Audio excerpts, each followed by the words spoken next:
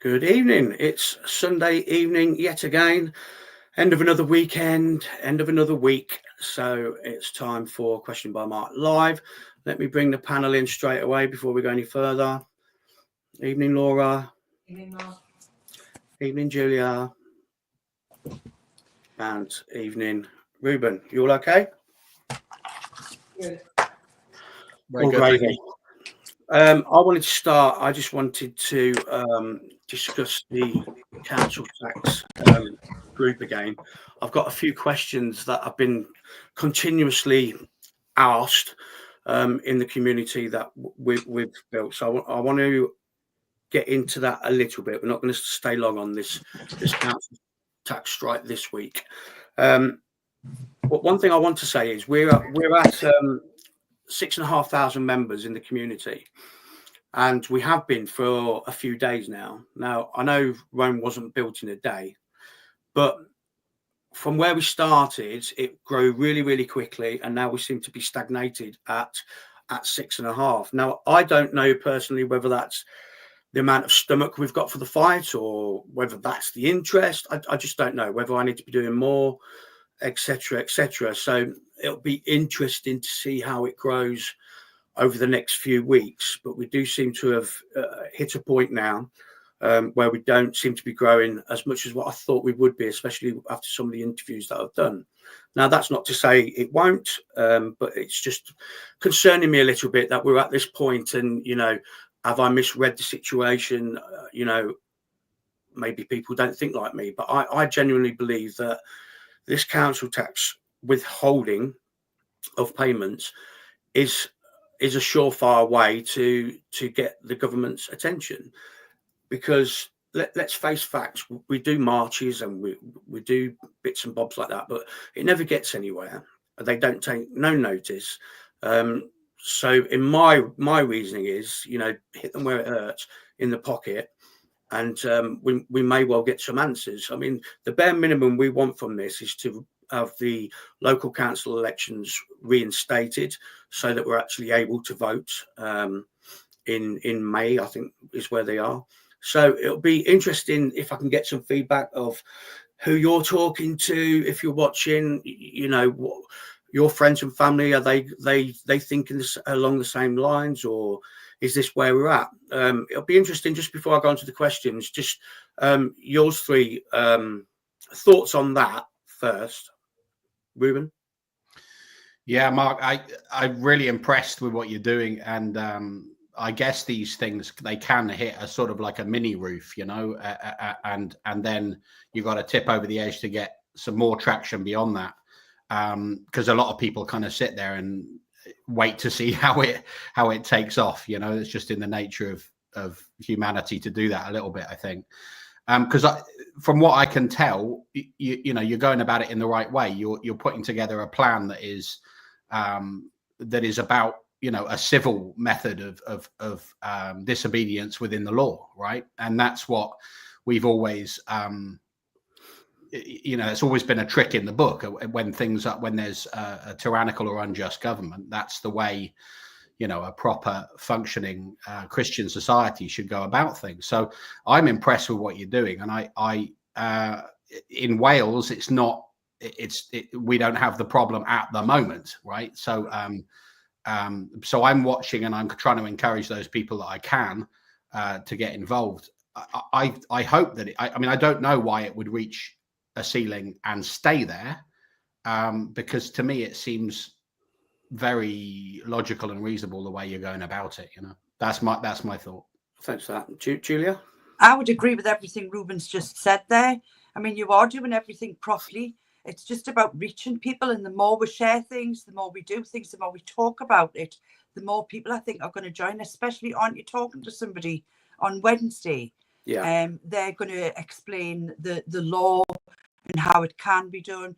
I mean, I've spoken to my partner about it, and she pays the council tax, not me. It's in her name. And I'm dying for her to do it, but she won't, because she's scared.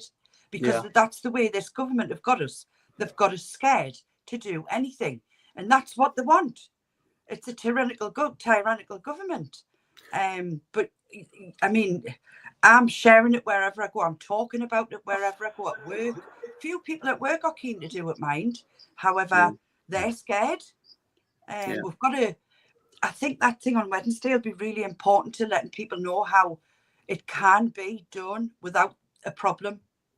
And we've all got to do it at the same time, sort of thing. Yeah. And I think that's why when I got in touch with GB News about it, why they don't want to touch it yet, because A, it isn't big enough, and B, they're probably thinking we can't be seen to encourage people not to pay the council tax. But it's not about not paying it, it's about withholding it.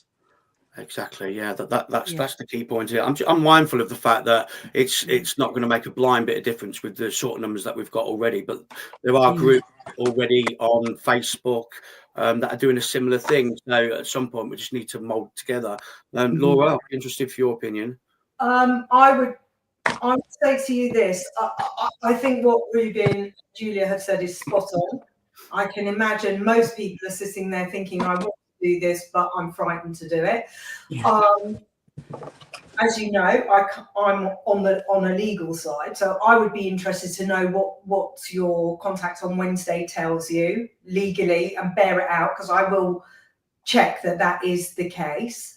What I would say to you is, to substantiate everything that the three of us are telling you, if you look on places like Twitter, when a controversial subject is broached, you will find that there might be 15,000 hearts, they've liked it, but very few people are re-quoting it, very few people are answering it, because they are worried that they're going to get locked up. And let's be honest, you look at what's going on here, look at what's happened just this week, and the perpetrators are allowed to go free, and those that were part of it are the ones that get arrested and they have to go to jail.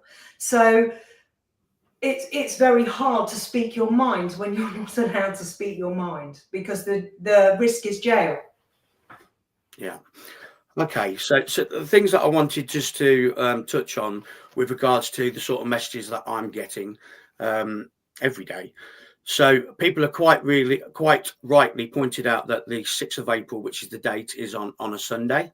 I use the beginning of April because it's the tax year, so that's why that date is there. Obviously, we're not going to be ringing our councils on the 6th, because they'll be closed.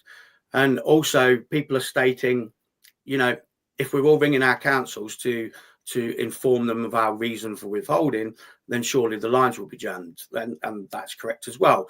It doesn't mean that we're just going to do it all on one day, then give up. What we'll do is we'll do it over a period of 3, 4, 5, up to a week even, of making those phone calls.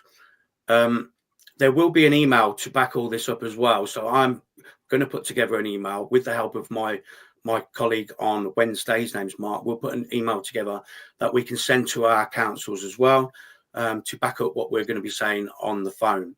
2 reasons for that is, one, it's in writing, and 2, they can not say that they haven't received a phone call, whereas they can't say that about an email. So there's that. So I'm going to continue doing what I'm doing, and I think Wednesday, you're quite right, will be a decent opportunity to speak to somebody that will have more answers than what I will. So I'm interested more than anybody else. Although I've had conversations with him, and I know certain things that I feel confident enough to say to you. I don't know everything, and I'm getting a lot of questions in my inbox and about saying, well, what about this? And truly, I don't really know. What I do know is that withholding payments for council tax does not affect your credit score, and I also know that we have every single right to protest if we deem something to be not right, with our government and with our councils, etc. So we're well within our rights to be doing that. So we're going to continue to do this. What I would say is, join us on Wednesday evening at 7 o'clock. The guy I'm going to be speaking to, his name's Mark Horn. He's written a manual about this. He's got a breadth of knowledge. So hopefully we'll be able to get to the bottom of some of your issues, some worries that you might have, and we can put them things to bed. But I will say this, that I'm prepared to continue with this, but I'm also know that I'm not silly enough to not know that 6,500 people is not going to make a blind bit of difference to this government. Now, you know, I believe in this action. but I also believe that it's going to have to be 10 times those figures to even have any kind of effect at all. So what I would say is, if you're keen to do this, I will spearhead it. I will be the face of it. I will keep doing what I'm doing. I will keep speaking to as many people as what I'm speaking to. But please do your bit as well. You know, when I feel like I'm endlessly in the group saying, can we repost this? And I can see that you are, you know, but people need to be doing this off their own backs as well. If you truly want to make a stand and you see this as an opportunity, the same as what I do, then I would say we really need to start picking up momentum now, because let's face it, we're only a month away from April now, so we haven't got long. We've got 7 weeks, I think, to make this work. So that's what I will say on that. Let me just see if I can get some messages that we've got. So Tank has said, my council tax was due on the 10th. I'll wait until I get threatening letters before you start paying. There seems to be a lot of people that have already cancelled their tax, which is fine. You're quite within your rights to do whatever you want, if I'm honest. But the maximum impact is going to be if we all do it together, is what I would say. Ruth Howard said, just cancel your direct debit for the month. It will soon have an effect. And that's what I believe to be true, especially if we're doing it in our thousands. Ruth Howell said JD Vance as well. I think she wants me to speak about JD Vance, and I've actually got it in my notes for later. What a great speech that he gave. And there's somebody wanting to. So Crypto Rich says, I have used the lawful tax process to lawfully and successfully withhold CGT. The same process works for council tax. The legislation allows us to withhold our International Criminal Court Act 2001 and Terrorism Act 2000. Not sure about the second bit, but I certainly know about the Criminal Court Act. Does that mean anything to you, Laura? Yes, it does. The CJT, I'd be interested to hear how they feel that applies, because, sorry, not the CGT, the terrorism. I think what they're probably saying to you is that because we are importing unvetted migrants in their millions, that we have got extraordinary levels of terrorism going on in the country. So if you think about it, the government and by virtue the councils are supposed to be protecting us. They're not doing their job. They're allowing everybody in, and therefore, is that a ground of terrorism? I would imagine that's where it's going, but I don't want to put words in anyone's mouth. If that is, I will research the act. But, you know, the matter is that is happening. That is happening. That's exactly where we are right now. I will. I'll certainly put that to Mark on Wednesday evening as well. Tim Smith's joined us. He completely disagrees with what I'm saying, and 6,500 others are saying. And you know, everybody's got their own reasoning behind whether they agree with it or not. He just basically puts completely disagree. It's not going to happen, and it is silly. Veterans DYOR says hi, and is that we're up to date? And then I can let you guys. Mark, does Tim Smith have an alternative proposal, or does he just think we should just stop? Be interesting to know. Yeah, Laura, that's a great shout, actually, Tim. Whilst you're on, I'll look out for your messages. Laura said, you know, what's the alternative? Do we carry on marching? Do we sit online all the time and just moan and groan with what's happening, and you know, show our disgust with a little tweet here and there? I for one don't believe that. I think we need to do something a bit more proactive than that. But you know, maybe I'm wrong. Ruben? Mark, I just want to say to that point that it's exactly right. You know, of course we're going to disagree with one another on the right direction of travel, but actually to have this conversation is really, really important. That whatever happens, you're starting a conversation about, you know, how do we begin to move into different territory of action in a legal manner. And I think that's absolutely crucial to have that discussion, and we need to sort of, you know, get involved in the discussion. So if you think that's wrong, well, what do you think is right? You know, because I feel like we're in an environment where the good faith is if not run out, it's in great jeopardy. So we need to start thinking in different and creative ways within the law. And you're doing that. And so this will yield good fruits, whether or not, you know, whatever happens, it's going to yield good fruits by starting the conversation. That's what I was thinking. Just on the back of the legislation one, Laura, they say all taxes go into a consolidated fund. Some of that then is used in violation of the International Criminal Act 2001 and Terrorism Act 2000. That's what they mean. And they've said contact them via DM and they will explain it. Hello to Thomas Moran. All taxes are voluntary. We need to spread this nationwide. That's certainly what I'm hearing from Mark, who's going to join us. No, Mark, they're not. No. Council tax is not voluntary. Council tax is enforced by law. It's a lawful obligation. We don't have any say in. Okay, well, that's interesting then, because that's not what I'm getting from him. So I will stand corrected on that, and it's certainly something that I will be asking him on Wednesday. So 100%, you know, I'm no expert in this at all. I just felt like it was a way where we can have a voice and actually put some pressure on the government for a change. Because you're doing it in a lawful way. As long as you stay lawful, you can do it. Yeah, absolutely.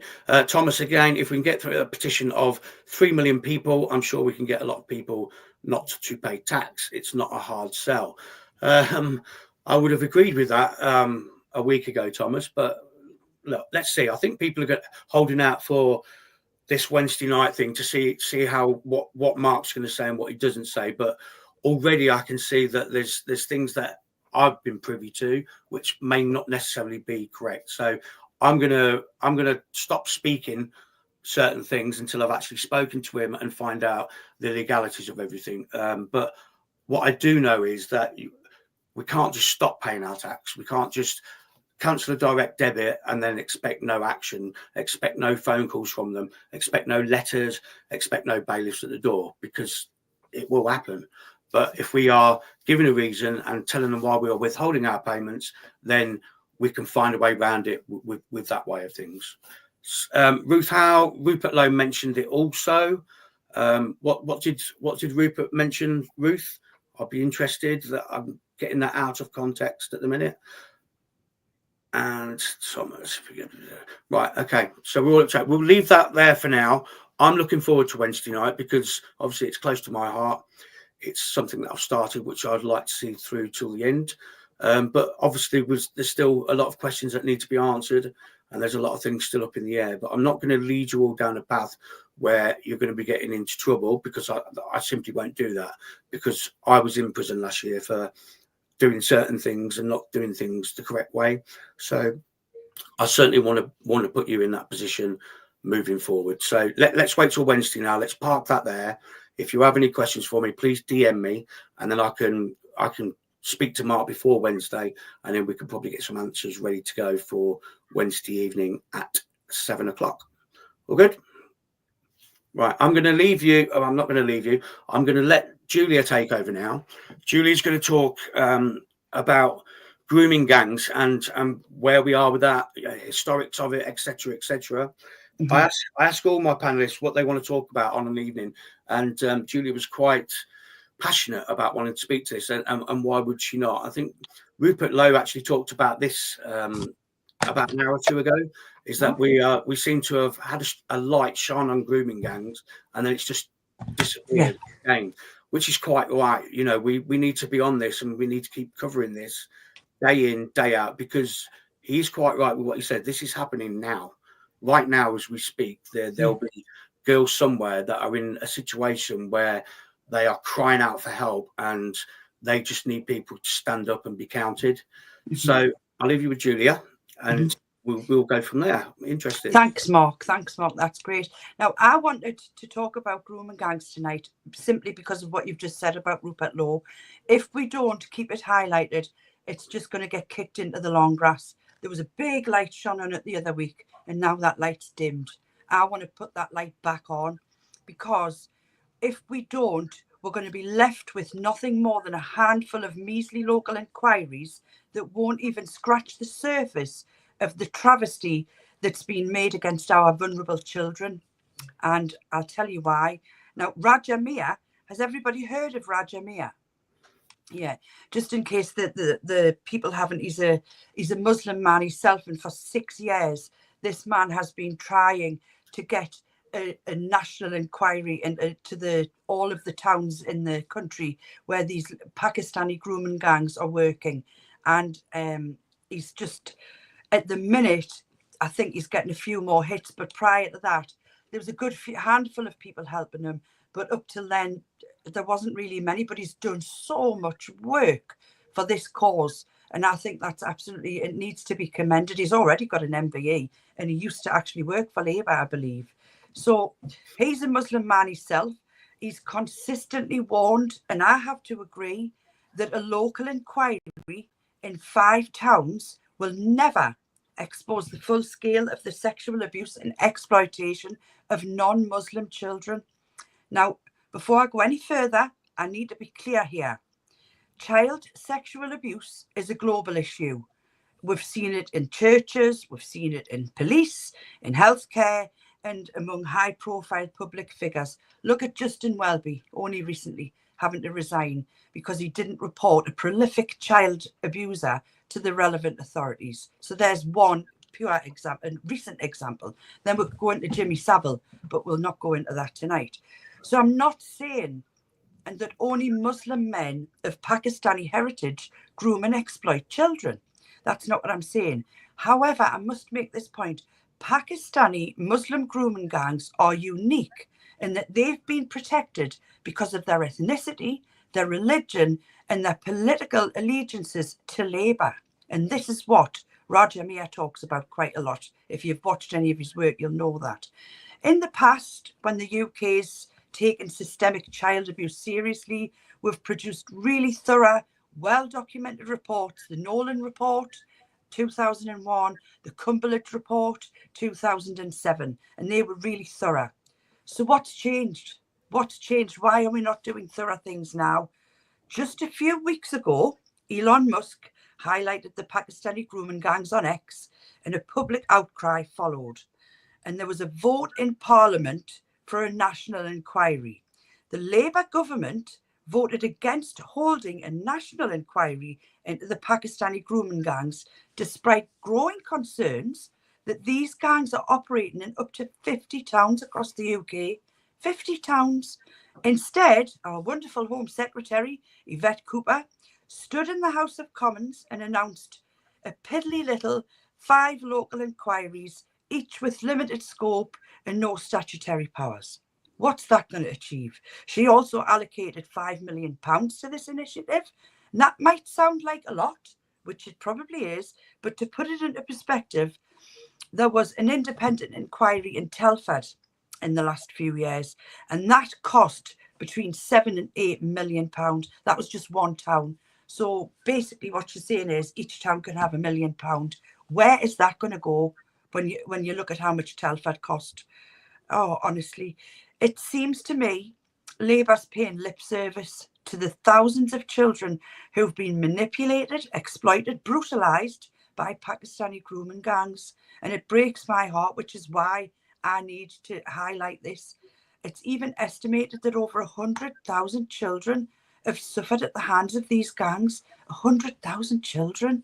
And yet Labour, the party that claims to stand for justice, the party that wants to align itself with hope, not hate, why would they resist a full inquiry into the sexual exploitation of children in the UK? Why would they go to such lengths to suppress the truth? Well, the answer is quite simple. According to Roger Mir, a man who's again been fighting to expose this scandal for 6 years, at gross personal cost, to be fair, he says Labour is being blackmailed by the Muslim bloc vote. That's what he calls it. And for a long time now, postal votes are being abused and secured.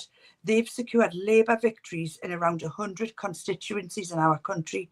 Labour doesn't want the true extent of Pakistani Muslim grooming gangs to be exposed. Why would they? Because it would cost them votes. That's what would happen. They've known these gangs have been operating for years, decades in some cases, and I'll do whatever it takes to highlight that. They want to keep it quiet, though, because there's quite a few of them neck deep, according to Roger Mir, in this problem.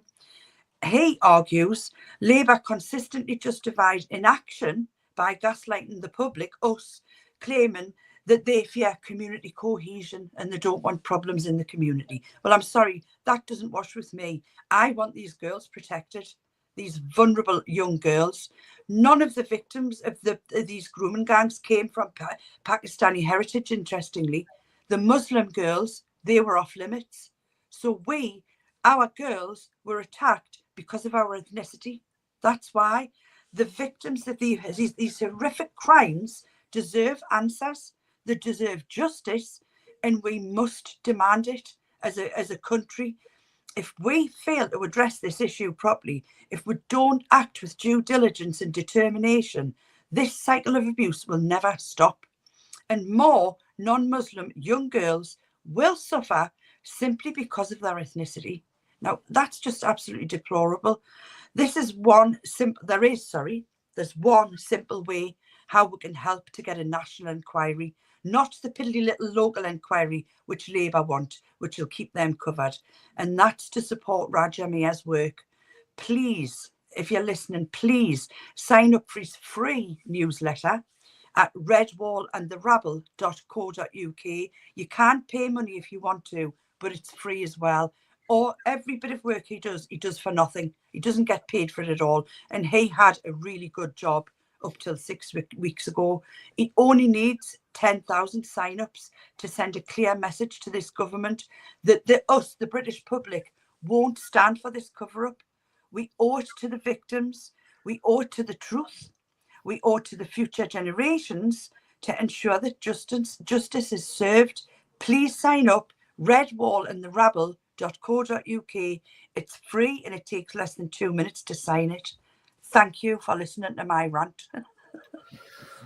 Well said, Julia, and I'll be surprised if nobody's not 100% behind you on that. Let me just read a couple of the messages out before I go to the others. Raja Mia is a hero, says Crypto Rich. I wouldn't disagree with that. Atrocious, said Ruth. The reason why this is being continued, says Crypto Rich, is that they are being protected by local bigwigs. That can to a central government, like pulling on a string. The rock goes all the way to the top. Absolutely. One thing that did come through the messages, Laura, was from Ruth. She said Reform said that they would carry out a national inquiry themselves. Yeah. We still need it. Can you shed any light what's happening there? I'll be honest with you, I will get in touch with them again. We had quite a big Reform group branch meeting this week in London, but we have been absolutely exhaustively campaigning because we've got so many by-elections. So our focus and our energies have been on fundraising and getting money in so that we can get our campaign trail out, which we're in our 3rd week now. I will find out what the state of play is on that, because I do believe that they did say they would. Now, I think Rakusan Raja Mia, is also in touch with Rupert Lowe.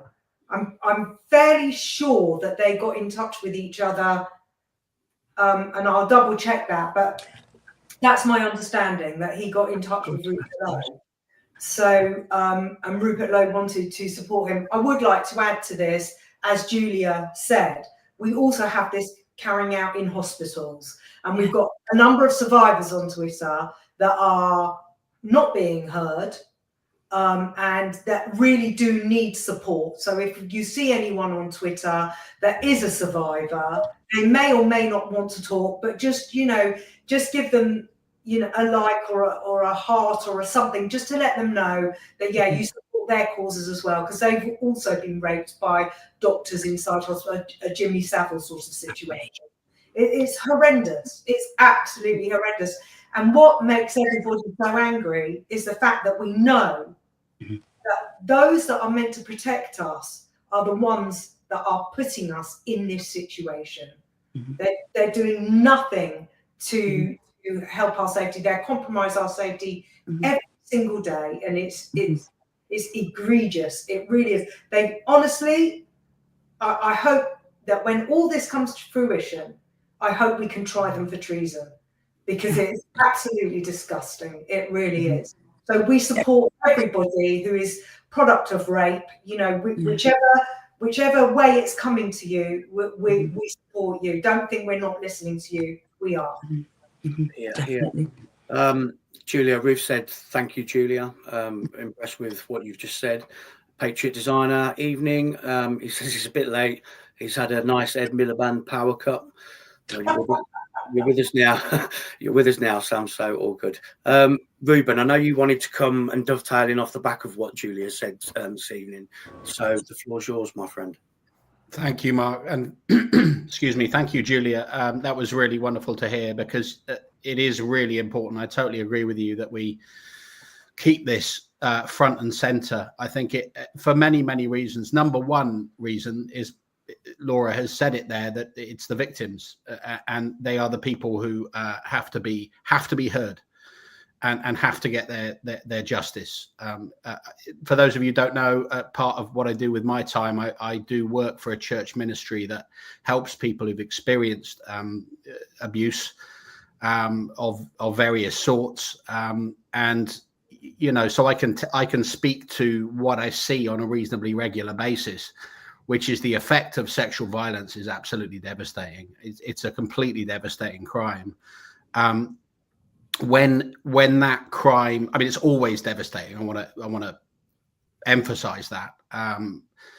But when it's gang related, there's a particular malice involved in it too, because it's designed, if you like, to debase the person who experiences it in such a way that they become an object and possession of that group. So that's the malice that comes with any kind of group violence towards an individual. It's kind of designed to really, you know, shatter the person's agency over their own life. They become, you know, completely fragmented, potentially in their psyche, and unable to really sort of have agency over what they're doing. And then you can be manipulated even still further, and you just remain an object to that group. So, you know, I can speak to what that looks like, and it's horrendous. It's absolutely horrendous. When you add to that a religious justification, then you're into a whole different terrain again. Because, you know, the justification, the religious justification in all of us, whether you have a faith or not, we can recognize that justification is very, very deep. You know, so if you believe that this has that you know, the way that you're reading your religious text is justifying a mistreatment on this kind of scale, you know, you think that's about your relationship with God in some way, right? So now, obviously, for me as a Christian, that just sounds like the most absurd and horrendous thing I could possibly imagine. But this is, whether we like it or not, what we're facing, you know, is that religious justification to some extent. Because if you have an attitude towards women that demeans them and sees them as being, you know, second-class citizens, worth half as much legally, and you have an attitude towards the infidel or the kafir that he is, you know, we are impure and need to be forced into believing the beliefs that they have. Well, this is all the sort of context in which this stuff is arising, whether we like it or not. So I just wanted to say, you know, first of all, that effect, that religious gang-related violence towards individuals, you know, most people are familiar with the sorts of things this is going to do to a victim, right? That it's going to leave you with, you know, dissociation, hypervigilance, a lot of anxiety and depression, all those things that come with post-traumatic stress. But it's going to be on a really, really heightened level, because this is not exaggerating to say, really, these crimes are on the level of kind of MK Ultra destruction of the human person type stuff, you know, mind games that are meant to destroy that person, you know. So we need to keep these victims front and center of our mind. But the other thing that I want to touch on as well is that it doesn't just, you know, this whole crisis touches a nerve, not just because it shows the corruption at the heart of our society, but also because it kind of exposes a whole broken mindset behind it. You know, that there's a mindset of the multicultural model, from which the multicultural model comes, that is just, it's not working. It's broken, you know, and this, nothing really gets at that more than what we've seen in the rape gang crisis, I don't think. You know, if we look at the, I mean, let's look at the bare facts just for a moment, you know, and these are just looking at recent bare facts. There's scarcely a week goes by when we can't find more horrendous examples of this. But we had, I think, 4 Afghan boys arrested recently in a school. I think, Mark, you posted on that. There was a Finnish study out this week out of Finland that the figures there were absolutely horrific, that the potential for Somali immigrants to be involved in sex crimes was 6 times higher. The potential for Iraqi immigrants was 10 times higher. For Afghans and Congolese was 12 times higher. And for Syrians, 15 times higher, right? So these figures are absolutely horrendous. There's been a good, I don't know if you guys have seen the recent documentary that Alex Phillips and the New Culture Forum guys have put together. But again, they're like really conservative estimates. Sex attacks of all sorts among immigrant populations are 3 times more likely. That's of all sorts. And then when you start getting onto gang-related violence with this justification, it's obviously way higher. Well, we know this if you've been paying attention, right? We know that there are certain individuals who were breaking this stuff a long time ago. And I think the reason why they had to be so completely suppressed is because of what I'm saying about the broken idea beneath it, you know, because you'd have thought that the elites, that the establishment would have recognized the dangers of the wholesale importing of a particularly dogmatic population of Muslims out of a particular corner, largely of Pakistan, where following the letter of the Quran and the Hadith in a very literal fashion can very easily justify jihad, number one, but also a jihad that involves, you know, this kind of rape violence. Okay, you would have thought they would. In that documentary, the point was made that on the Foreign Office advice for people traveling to, I think it was Egypt, they mentioned 1 or 2 other countries, and this is going back a few years. It was very clearly said by our government that if you're a woman and you're going to these countries, don't go out alone, because it's fairly common practice. It's a normal practice, if you like, for men to consider you fair game to surround you and in some way assault you. You know, that's a practice. So, you know, if they know this on the Foreign Office advice from years back, it seems a little bit foolhardy to assume total naivety on this wholesale importing of large populations. And here's what I want to say. I will finish up in a minute, but, you know, multiculturalism, the multicultural model is like the political flagship, if you like, of an idea that we've all been taught in our schools, in our universities, really throughout our society for a very long time. And that's the idea that all cultures and all religions are equivalent, that basically all roads, you know, lead up the same mountain, which, you know, if you're talking again to somebody like myself, somebody like Mark, you know, with a strong faith in Jesus Christ, sounds a little bit odd. You know, if you're an adherent of the Islamic faith, you're not just following the Quran and the Hadith, you're following the behavior of your founder. And when you compare the behavior of the founder of that religion and the founder of the religion that I follow, well, you see one who lays down his life out of love for others, and you see one who justifies warmongering, sexual slavery, and the marriage of child brides. Now, whether we like it or not, those are the comparisons that we can make. And the idea is technically, I also have a kind of background in theology. So technically, the idea is indifferentism. It's the idea that there is literally no difference between one religion and another. And the reason why this idea is planted is because the people who are planting it have no concept of a faith at all. They have a project to have a completely secular culture, and they, for whatever reason, whether it is naive or willful, they think that you can genuinely put all religions alongside one another. Now, often you can. There's good things in many, many faiths. I'm not saying there isn't, but that they did not address these issues, and that they think it's without complication to import huge numbers of undocumented people who may have this justification within them. I don't agree with you. I think that they know exactly what they're doing. Well, Laura, I'm being charitable here, right? There's any accident here. I think they know exactly what they're doing. And what I would say to you is, as I always say on Twitter, follow the money, because somebody somewhere is getting very well recompensed for this.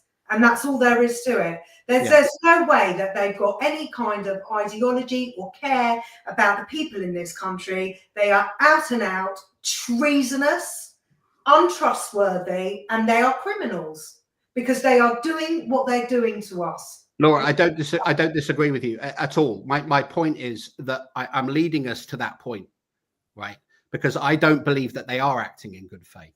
The point I'm making is that it makes no sense to assume good faith.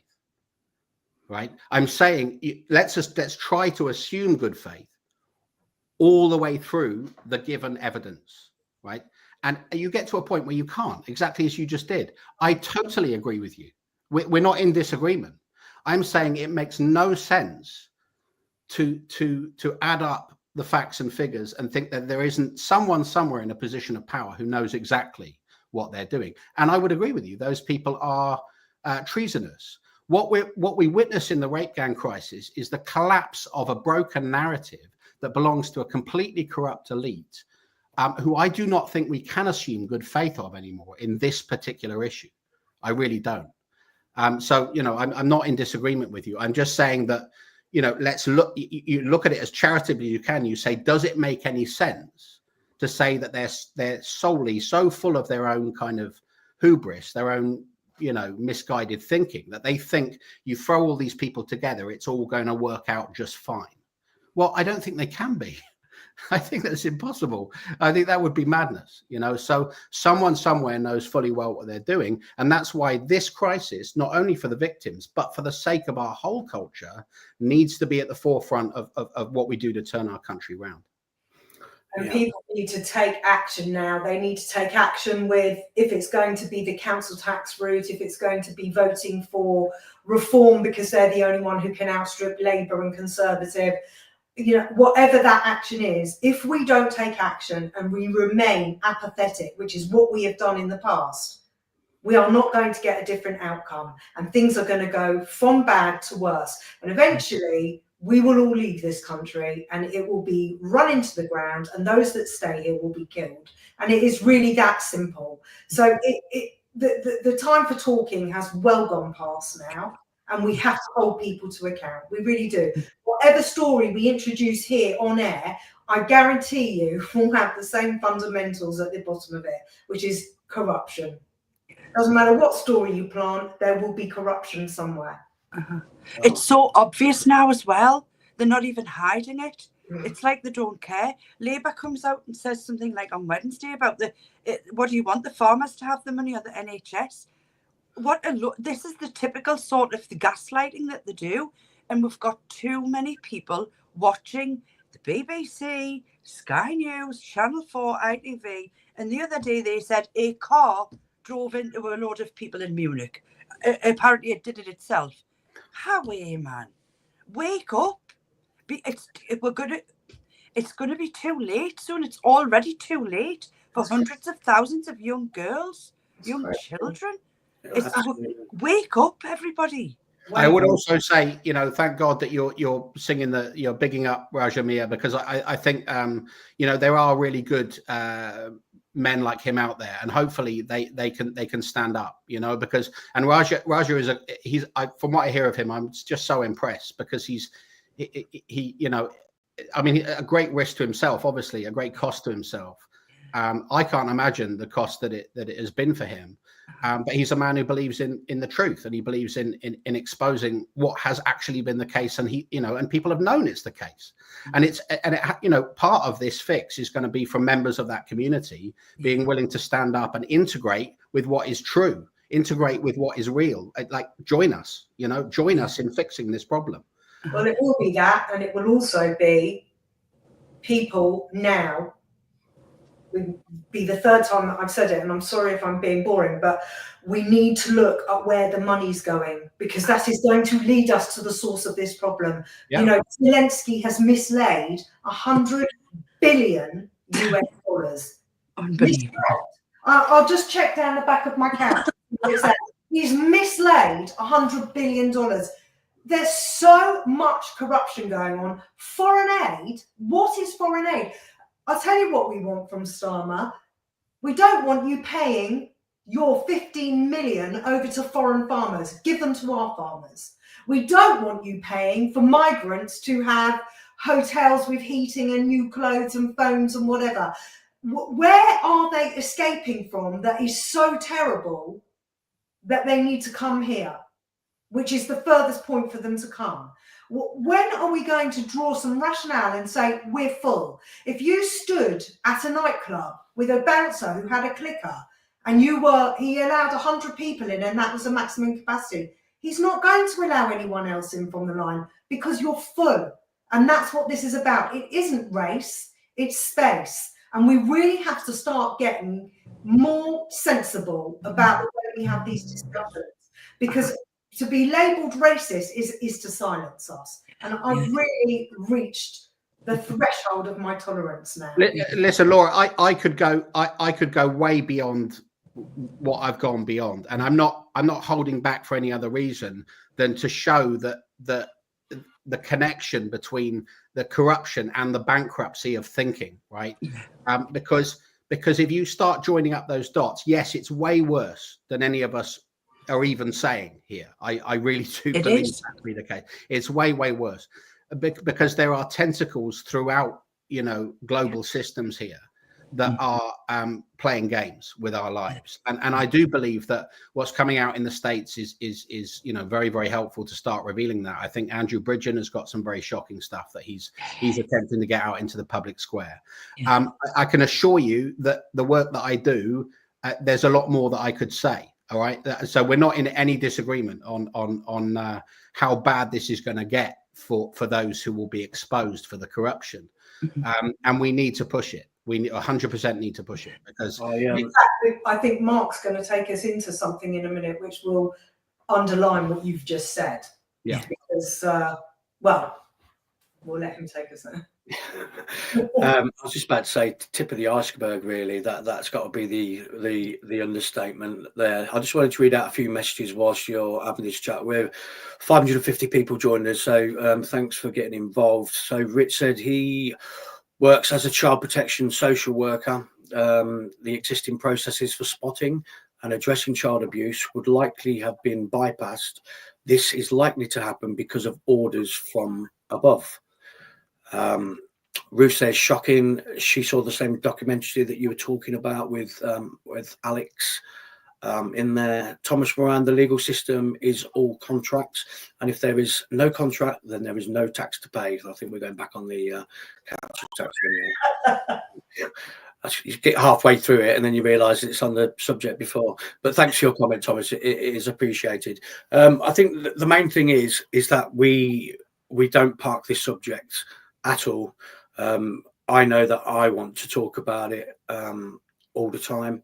Obviously, we're not going to talk about it every week, but it's something that needs to be discussed. Like Laura says, even if it's a heart that you're sending to a survivor, just to let them know that we're thinking about them, that we can hear them and we can see them, or backing somebody like Rajan Mir's work like that. But my advice is, it is the tip of the iceberg. There's so much that we don't know. There's so much that it's a murky world.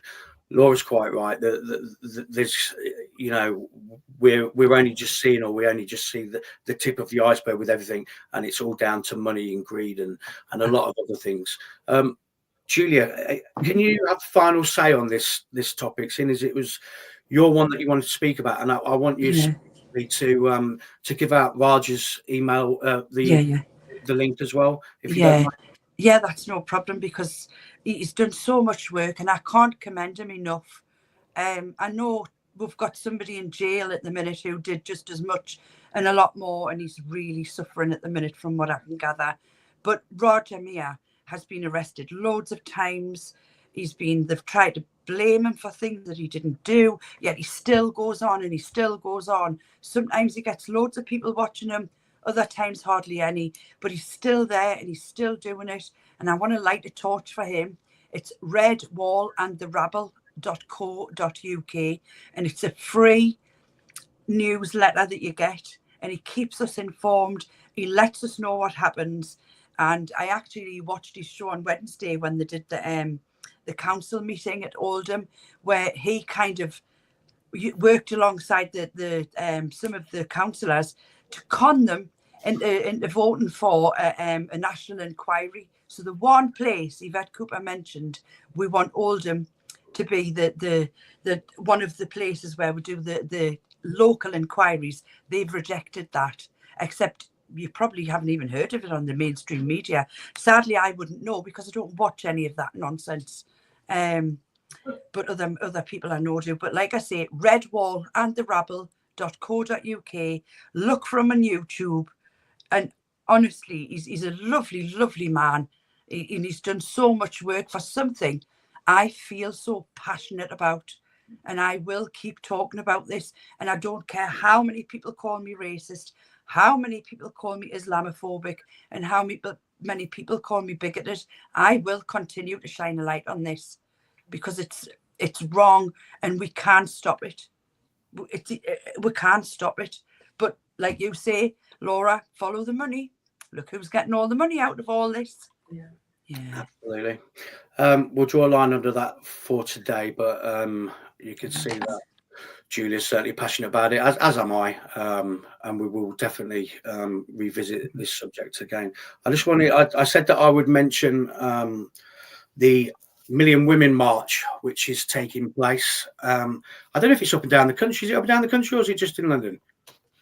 I think it's up and down the country, isn't it? It's up down the country, and somebody said no, it's only in London. So I'm very confused. Yeah, I am. That's why I asked the question. But yeah, Million Women March. This is for the children. It's the same as we go out to march against certain things. So this is purely women just getting involved. Tomorrow, I believe it's around Westminster Bridge, and they'll be ending at Parliament Square. It's to protect the children. It's to honour children that have been lost or let down due to our protection failures. Yeah, and and to participate. Obviously, they would love your support as they're on this march. Attendees were encouraged to bring white flowers. I think is one of the things that they're doing as well. So I said I would mention it. So there you go. I hope that's okay. And look out for that tomorrow on the news. And I'll be interested to see what happens, whether it was up and down the country or whether it was just indeed in London. Next topic I want to talk about is Department of Government Efficiency. No, I've got Leilana Dowding on in the week, and we're going to be discussing this. Oh wow! It was a subject that she wanted me to discuss with her, so we're going to do that in the week. But it got me thinking, so I've been doing a little bit of digging and stuff to see what I could find, just to educate myself a little bit, if you like. So this is the department that Elon Musk is currently running for Donald Trump in America, and it pretty much looks like he's finding out some skeletons in a lot of closets. He's got the Democrats on the back foot running for legal representation, and there has been activity, shall we say, on the movement of money from one place to another. Let's put it that way. And then I thought, well, would we have one here in the UK? Then, unbeknownst to me, we actually have. Yvette Cooper has announced that we've got our own version of this. So let me just read you what I found. So Yvette Cooper has set up a new watchdog-style unit to oversee Home Office spending, supposedly inspired by Elon Musk's DOGE initiative. The unit claims to freeze wasteful contracts, scrutinise every penny spent by the department, focuses on cutting down external consultants and improving efficiency. But the big question remains, can Labour really be trusted to investigate themselves? So that's the question that I want to pose to you. I know Laura's got a lot to say about this, so I'll come to you in a second. I'll come to Ruben first. So just off the bat, Ruben, I think we can agree that it's needed in the UK, yeah? But do we trust Labour to implement that how it should be? Are you seriously asking me that question? Oh, it's a talk. I'll ask these things. You know what I'm going to say. Yeah, that's good. That's good. You've got to do your job. I don't even know what to say to that. For me, it just shows how I don't know what the word is. They're just empty. They're empty, and they're just they'll say anything to try and get some kind of foothold of attention from us at this stage. Was you searching deep for a Christian word then? Yeah, I was. I was looking. I couldn't find it in the Bible, and I thought I'd leave it. But it's absolutely mind-boggling that they would be that desperate. It looks like a totally desperate move, to ingratiate themselves with the tide, and we should take it as a compliment, maybe, because I think it shows that they recognise that there is, exactly as you hear from all of us here. There is an intransigence now. There is a zero compromise kind of attitude developing in people, where it's not, hang on a minute, we really want to root out not just inefficiency, but all the corruption. Because are you telling me that Labour would seriously want to uncover the degree of their own corruption from everything we've just said? No, not in a million years. It would be another smokescreen on top of another smokescreen. I mean, my greatest hope is that, when there is this political sweep coming, that a DOGE is 100% at the forefront of that, and that those buildings that we look up when we're marching in Whitehall, that those buildings are quaking quite as much as the institutions in America have been quaking under Elon Musk, because that is exactly what we need to see. We need to see that happen. So you think it's more of a appeasement than anything with substance? Yeah, I don't think there would be any motivation or any genuine action to do anything about that. I think she's just speaking through a hole in her head, to be honest. I agree.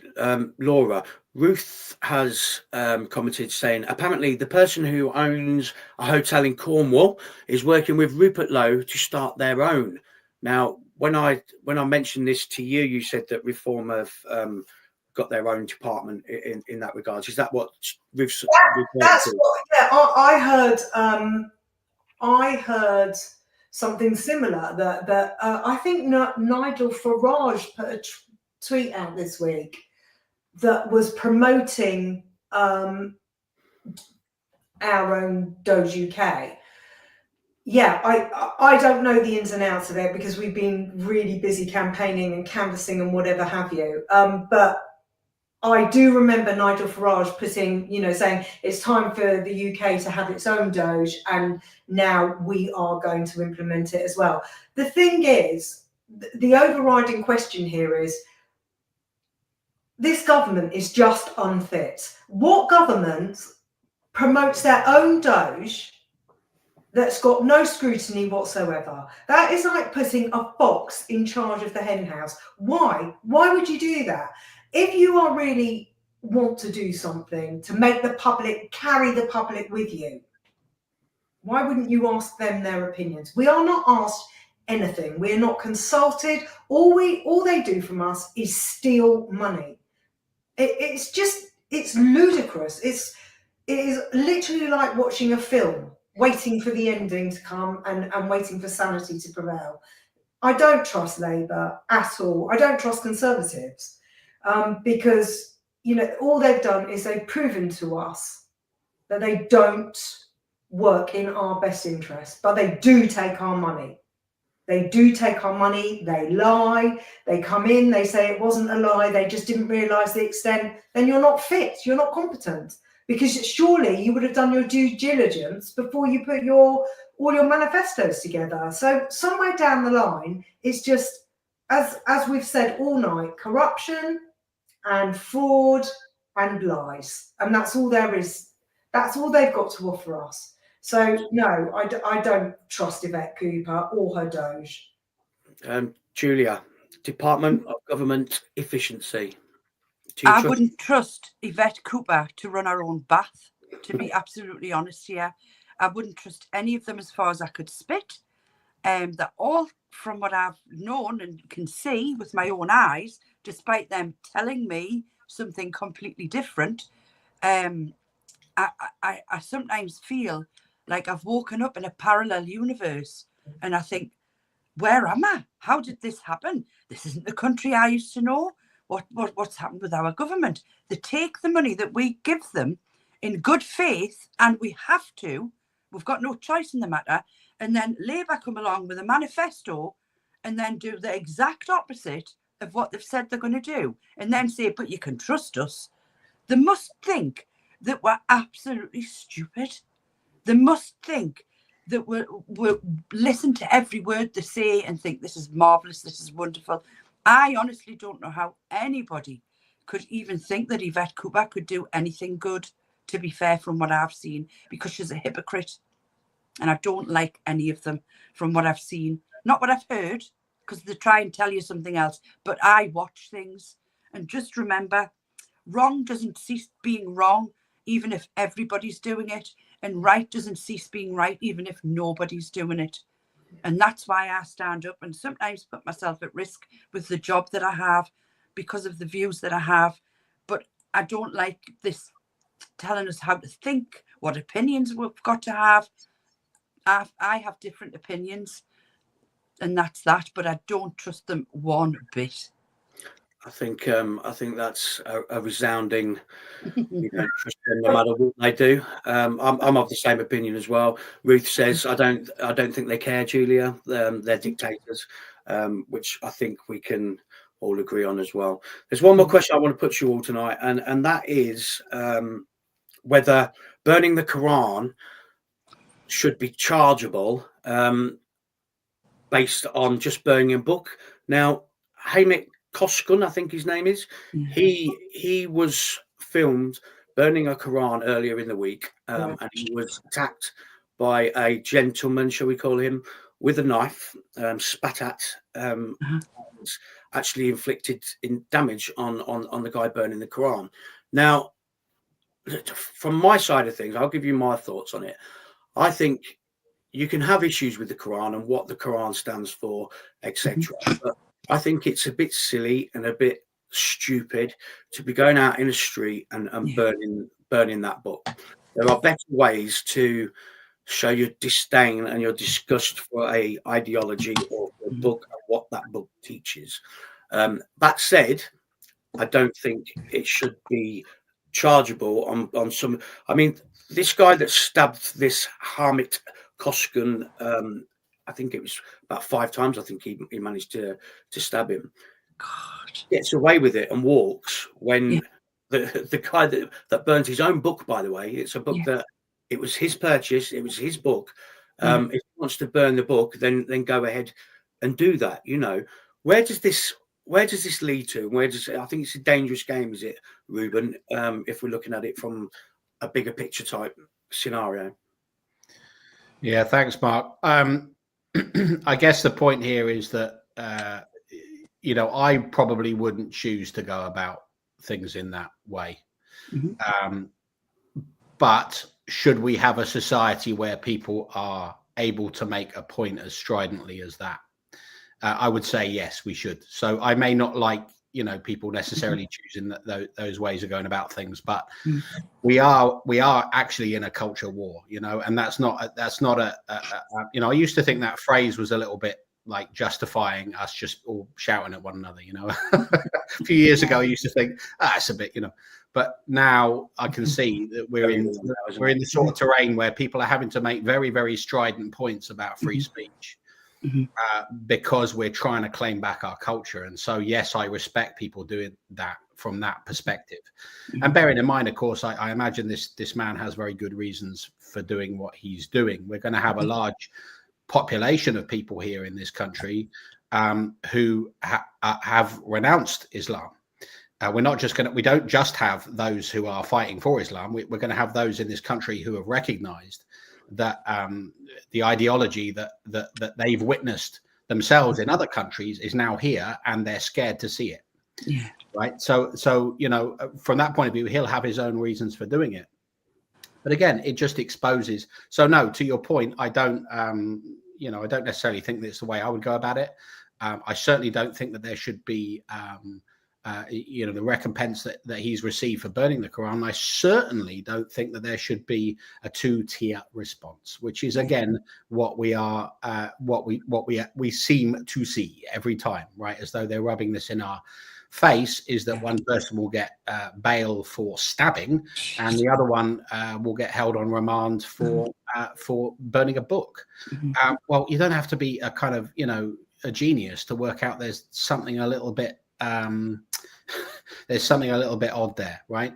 So again, it's just another example. And in fact, just to end on this, I was there a day afterwards, walking through the embassies, and it just really struck me that I'm looking at the beauty of that part of London, the grandeur of that part of London. I went, walked through Hyde Park and, had a nice walk. It was a beautiful blue sky day. All the beauty and impressiveness, of the place is still there. And yet our country, I walked over the top of blood on the street, So, our country is in a dire crisis, and there's scarce a day goes by when we don't get reminded of that through something like this. It's awful.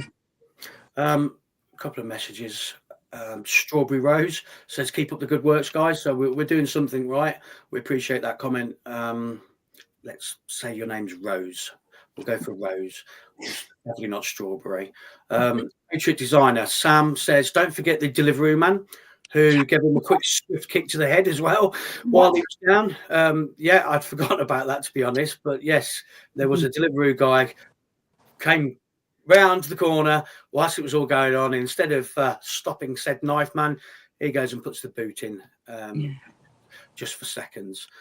Truth Seeker says it's stupid, but it doesn't warrant a knife attack, which is my kind of line that I'm at. Ruth says there's a different low playing out right now in the country. However, people are getting desperate. So I think what she's saying is that people want to have that voice, and we're finding different ways of voicing that opinion. I wouldn't recommend burning a Quran, though. We know how just Muslims are over the Quran. True Seeker, Britain needs to wake up. We're under attack. I would agree with that. Ruth, which is the primary law? That is the question here, Mark. There are 85 Sharia courts, while our forefathers would be appalled. Julia, let me come to you on it and just get your thoughts around it.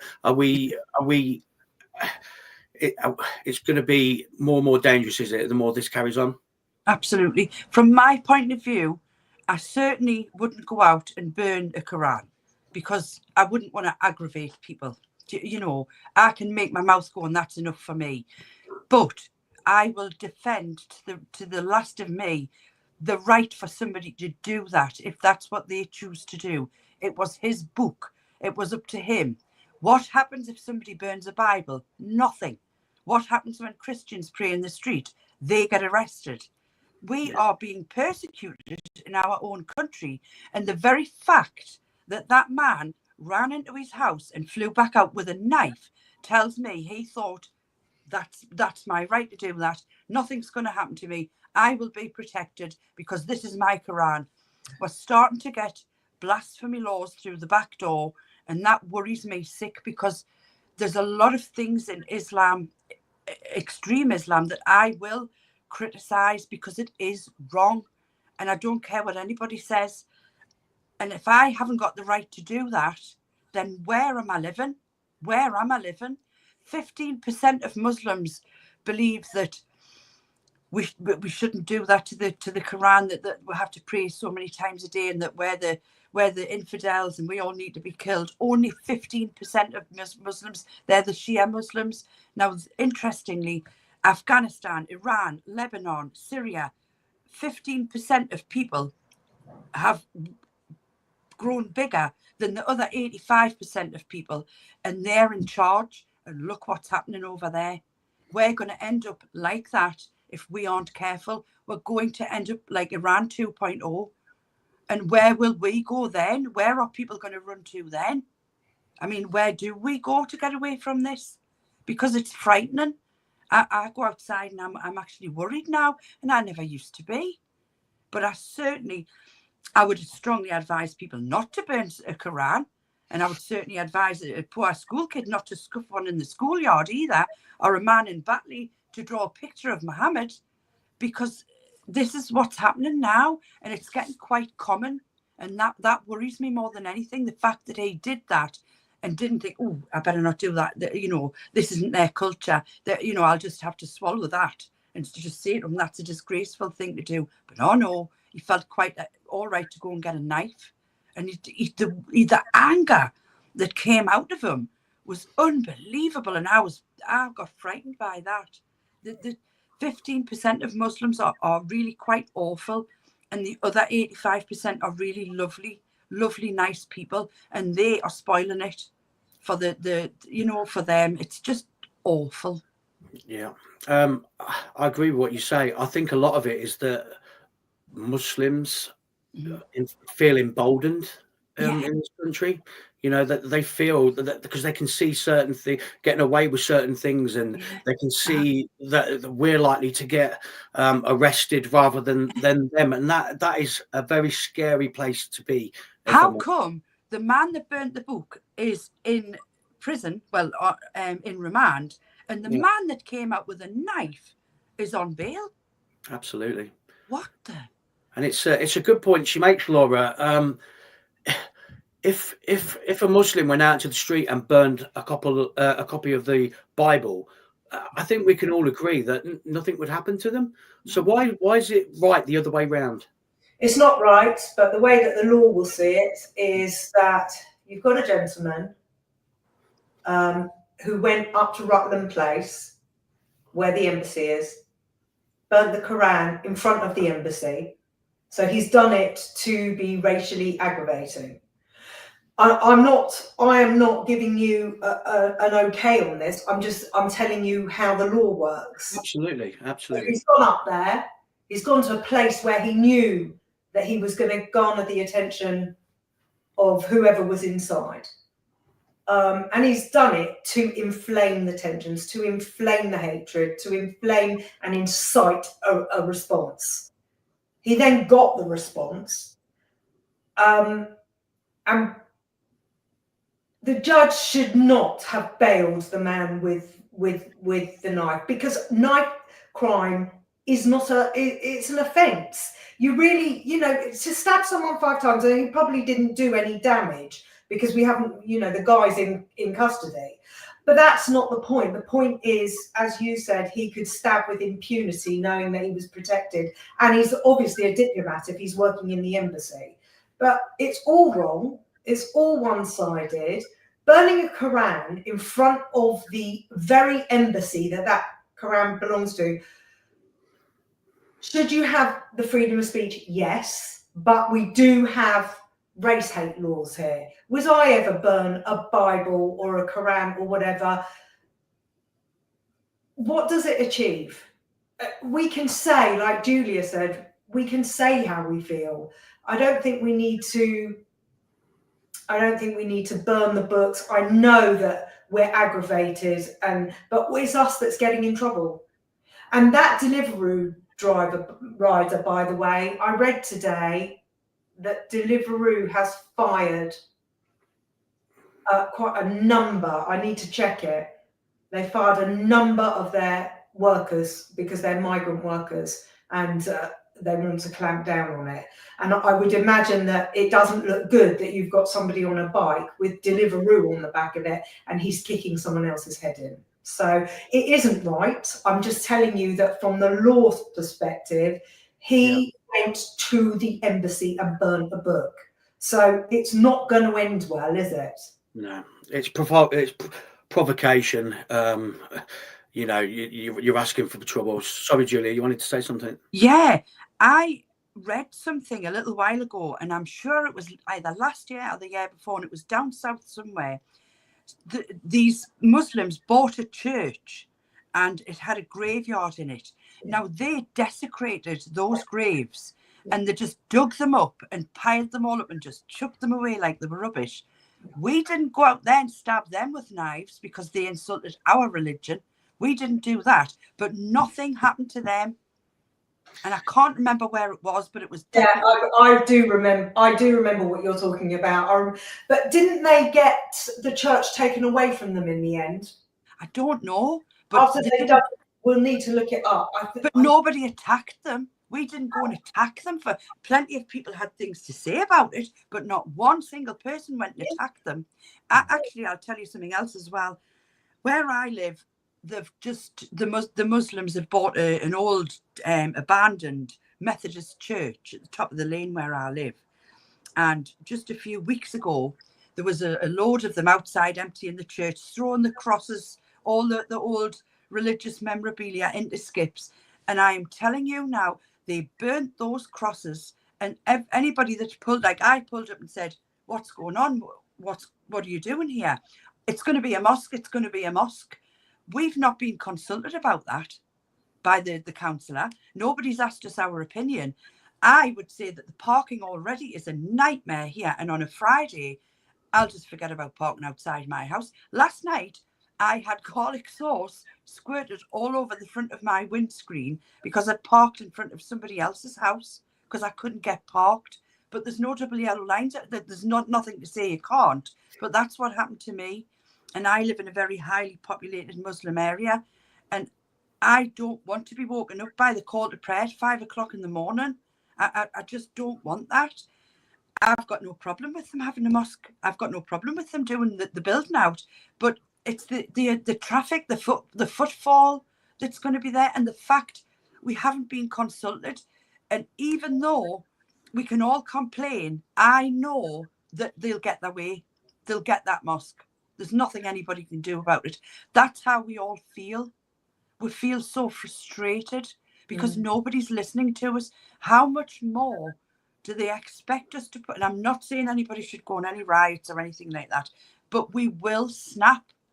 There's a big spark there, and it's just going to take a tiny little flame, and it's going to light. And if Keir Starmer does what he did in the summer with the Southport people, he just poured petrol on those flames. Complaining about the far right when somebody killed those poor little girls. He had hope not hate telling lies, didn't he? Yeah. He had hope not hate saying that there was acid being thrown on some Muslim women, which was a complete fabrication. And I've done that to provoke the far right.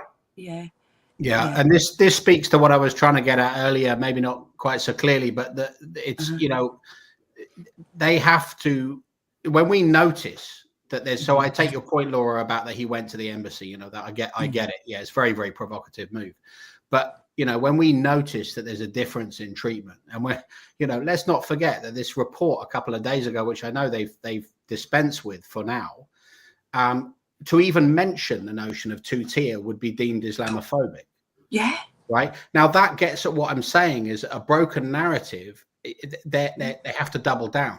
They have to push back against the very indigenous culture that is not going out with knives, you know, is not going out with knives and attacking people and desecrating a churchyard. Yeah. Is behaving very, very differently under those circumstances. But they have to push back against that even harder because they know that their story that this is going to work out is just not true. There has to be change in how this is being dealt with. Absolutely. Truth Seeker says, I hope not hate didn't even get arrested for that. I believe that to be true as well. Right, we've come to the end for this evening. Thank you for everybody that's tuned in. Nearly 700 people again on a Sunday evening is phenomenal. So thank you for joining us. We'll be all back next week, won't we, guys? Yeah. Yeah. We love it, don't we? Yeah. Just a quick one, just before I go. Truth Seeker said as well, Keir Starmer has just told farmers that their weapons have to be contained in a local secured location. Why? Maybe we can pick up on that next week. But for now, enjoy your evenings, enjoy the week ahead, and we'll see you next Sunday at 6 o'clock. Okay.